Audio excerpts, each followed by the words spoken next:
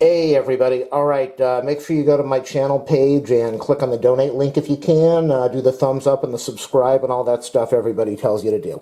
Alright, this video is going to be hopefully a short video on shortening the blinds that you can get at Home Depot. I've got two sets of blinds here. One blind, you can see how I've bundled this thing up because it's too long, and I'm going to show you another blind which is going to show the steps you need to do to take care of this. So on the bottom of this blind, you're going to see these little plastic pieces over here. What you need to do is take a screwdriver and slowly pry that apart. And there is a string in the center that is the string that goes the whole length of, it's the thick string that goes the whole length of the blind. Let me show you what the result is after you remove that string. Alright, I know the lighting's not that great, but you can see what's going on here. These are the extra leftover pieces of string from all these extra slats that I had to get a custom order because they only sell this in a couple different lengths, and it was too long. So this is the long piece of string, and you can see I just tied a knot in there now so it wouldn't fall apart. What you need to do, or what I did, is I untied the string. You slide the string down so that you have access to it, and then you untie the thing. And you do that on both ends, and in the middle you can see there is no string going through. It's just the pieces that hold the blinds in place, the slats in place. Okay, so what you need to do then is you slide the string out from the center hole so that you can remove the string, and you can see what I've done here. This is the important part. What you need to do is, you can see how I've got the blinds closed, and my last slat that I'm really going to be using, the last slat that I keep on the string, goes almost to the bottom of the window sill. It's right above the window sill. And then I added on, then you slide your metal frame into the next set of strings that's in there. Below the last, you can see how I've got hopefully you can see, I've got the last slat, and then in the space right below that I've got the metal bar, the base bar, the sill bar. Okay, so that's what you really want to do. That's how you judge this thing. If you're not certain, maybe you want one more extra slat in there, then be really careful about cutting the strings, because once you cut the string, that's it. Okay, so like I was saying, I've got my last slat, and then in the very next opening I've got the metal bottom piece. And then what you want to do, this is the important part now, what you want to do is, you can see how there's one string that's supporting, there's one cross string that's supporting that metal piece. Okay, so you want to have one string below that, and then you want to have another string below that, and then you want to cut it in the middle. So you're going to want to cut it right over, not this one, but halfway between the cross piece. So you want your bottom cross piece over here, you want another one, and then another one, and then you will cut right in the middle. That is the material that's going to get shoved back into this hole as you slide that plastic spacer holder thing, and that's my name for it, spacer holder thing, back into this hole with this string. So let me show you how that's done. But the key part of this that I want to get across to you is you want your metal piece to be sitting pretty close to the sill. Some people might want it a little longer, but I think it looks better this way. And then you have your last slat, which almost goes to the bottom. Alright, you can see that I cut the string now, so I've got the bottom string over here that's supporting the unit, and I've got one cross piece, and then I cut it right in the middle of the next space before that other cross piece. And then that's going to get shoved into the hole, which I'm going to show you in a minute. Alright, I'm just going to keep the camera running while I try to do this. So what you want to do now is, the first thing you want to do is shove all this string material back inside. It's easier probably to use tweezers, if you need to try to shove this stuff up in the hole and grab it from the top, like you see I just did. Grab both pieces. There are both pieces over there. So that's what you've got now on the bottom, is you've got your string on both sides, and then you've got your center string. And then you want to try to do this with my mouth and one hand.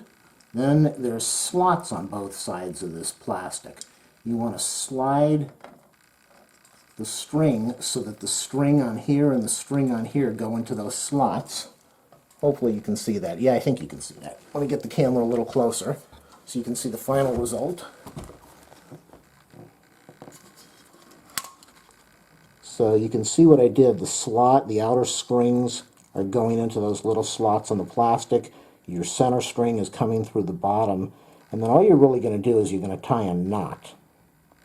You're going to tie a knot. What I did is I tied a knot.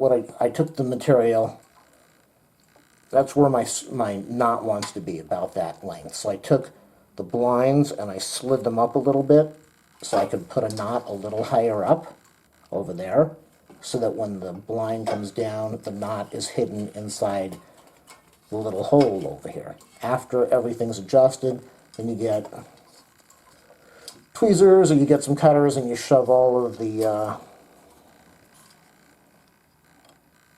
extra strings, you shove the extra string material back into here, or you cut it if it's too long, and then you're done. So that's how you shorten the blinds. You're going to do the same thing for the right side. On the left side, there is no string in the center. All you're going to do is you're going to cut it 2.5 down, and then you're going to put the plastic thing in there with both outer parts of the ladder inside the plastic slots, and you're going to shove the material up there and push the plastic piece back in. And that is how you shorten the blinds.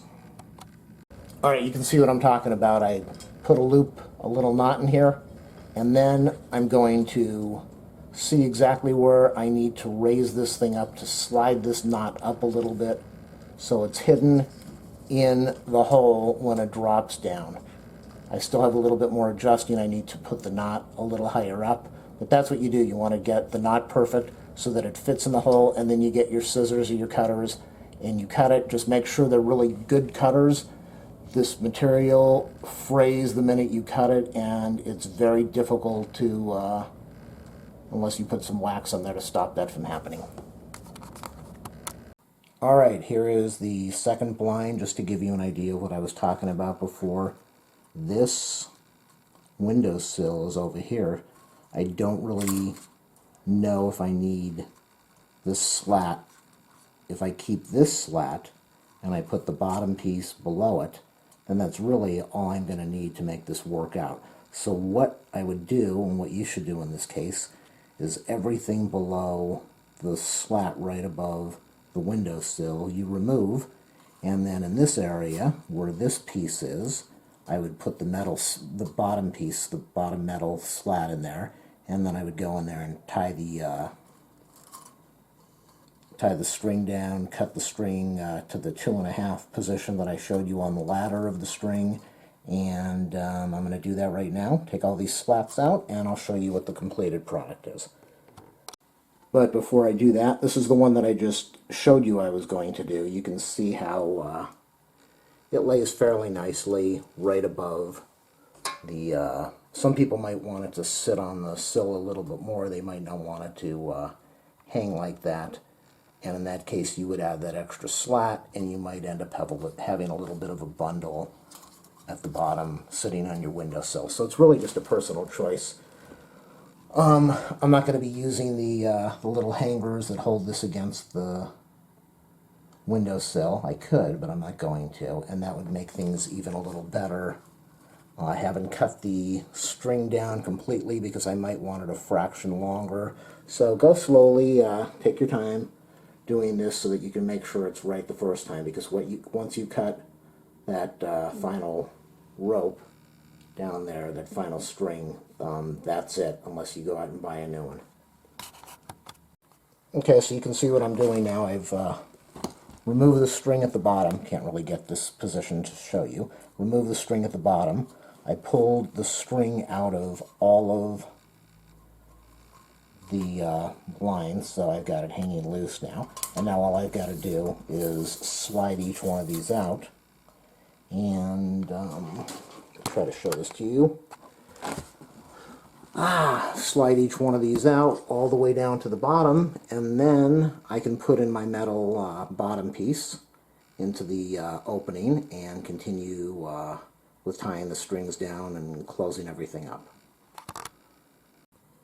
Okay, all of the slats are out. Some people might say that's too much of a gap. They might want that extra slat in there.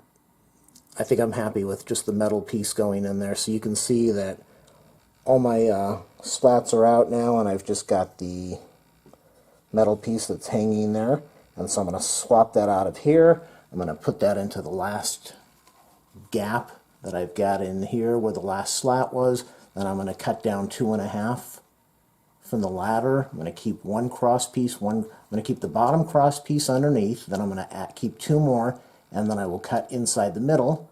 And then I will do the same procedure that I showed you before, where you shove everything into the opening on the bottom, and then tie your knot, and you're done. Okay, let me show that to you one more time. We've got the metal piece in there. We've got the slat. We've got the string that's going across the bottom. And we are going to keep that. We're going to add one more string, one more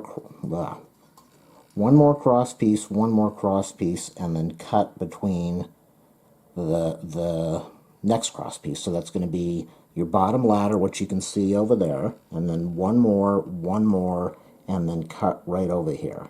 And all of this is going to get shoved into that hole.